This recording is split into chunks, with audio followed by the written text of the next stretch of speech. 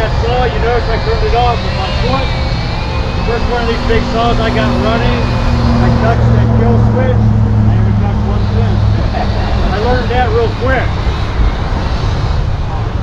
Another thing you may have noticed when we started, we were just off the log a little bit. You can see how it pulled us right into the log. First one we ran again, there's nobody to explain anything to me. We started like in the middle of the bar, and it just pulls right up into the log, and you can't control it. It's very powerful. That piece that's on the top, that aluminum guard, that's meant that when you're cutting with it and the log would close up on the bar and chain, it's meant to close on that, because if it closes up on that top chain, it'll come back and knock the operator down. So it's meant to have that on top. The other should have it, but it's a pinch bar. It also has scratcher chain on it. I don't know if you're able to see it now, but if afterwards, if you want to look closer, it shaves the wood rather than making big chips. But this is how the early chain actually cut. Yeah. Just shavings instead of big chips. Direct drive? What's that? Just direct drive, no clutch or nothing? No, there is. They all got centrifugal clutches. What's yours?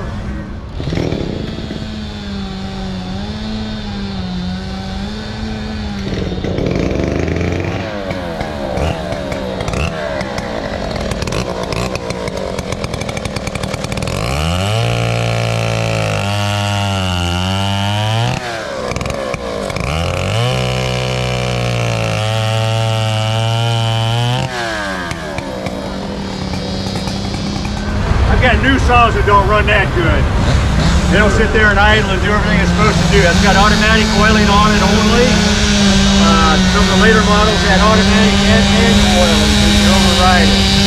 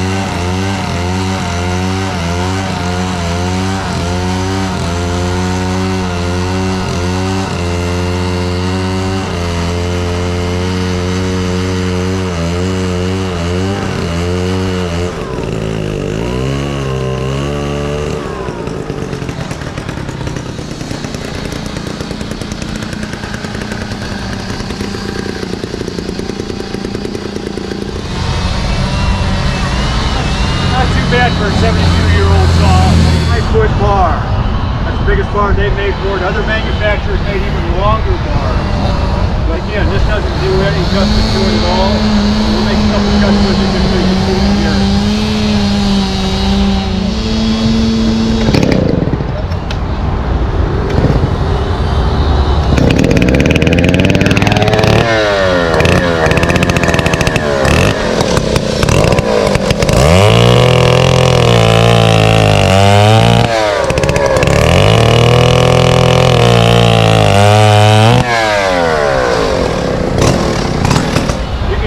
Starting to get into its own as I finish the cut. First part of the cut, you saw is just kind of idling down through it. But near the end, you can hear it kind of settle in and start to cut the way it should. The last saw is just piston. Like I say, it's got a Mercury outboard engine. It's been converted to be air-cooled. This was done by Mercury Corporation, Mr. Peekoffer. Again, they built the saws for World War II for the U.S. Army. Had them rolling out around 1950. Piston, bar and chain on it. That was the piston that makes the damn saws and stuff in Philadelphia. Same company.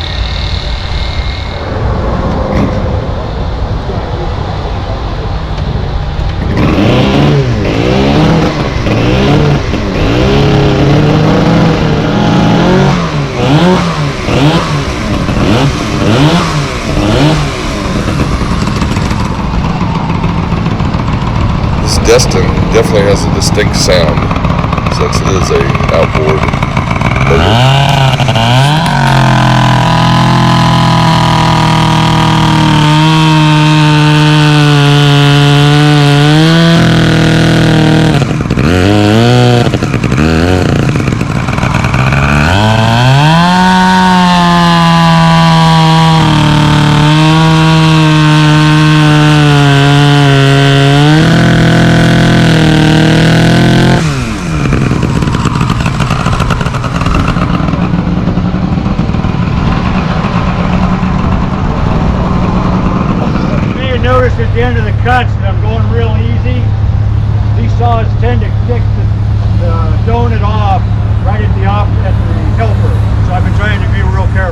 would be if it was anybody else, but especially because it's my wife. I don't want to. I need somebody to help me the rest of the show.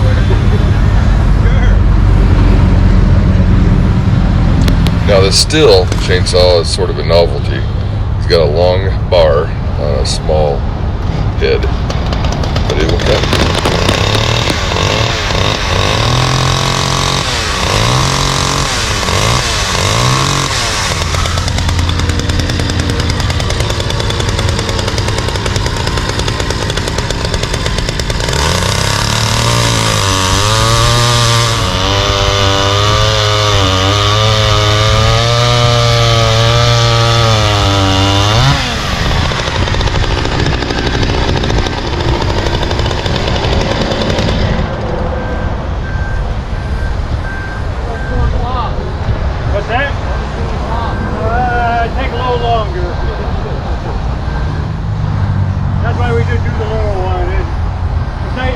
Big logs before, and we just cut part way in and stop because it'll take a while. But most people don't think it'll even pull the chain, and you can see it does reasonably. Any questions about any of the saws? Come on in and take a closer look. If you see something, you do have a question, give me a holler. Thanks for coming to the show. Thank you. Enjoy the rest of the show. So, start getting the chainsaws.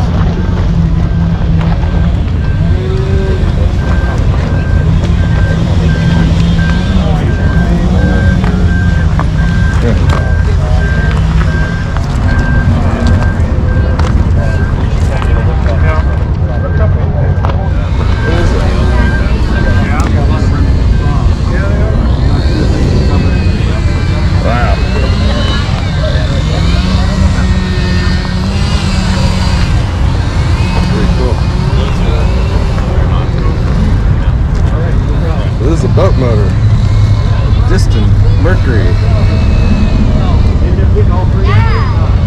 What is this? These are big old things, alright. Doing well. How about yourself? We're cool. We're proud of everything. Why do the things have a track board? I like the safety bar on that one. Yeah. You hold on to that end. So if we were running this together, you'd hold on to that end and I'd stand here. Do you think that sounds like a fun idea?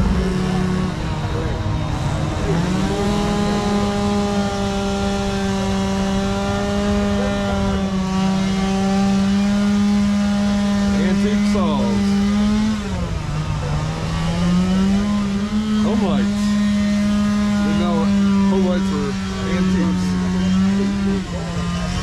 I grew up with those. Maybe I'm an antique. That's a cool one.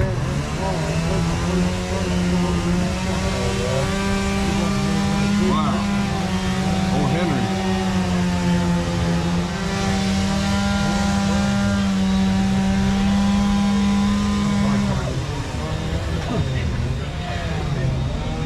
Very special shout out to Larry with House's Saws for sharing his incredible vintage chainsaw collection here recently at the 2022 Paul Bunyan Show. Thanks, Larry, for keeping these saws alive for our viewing pleasure.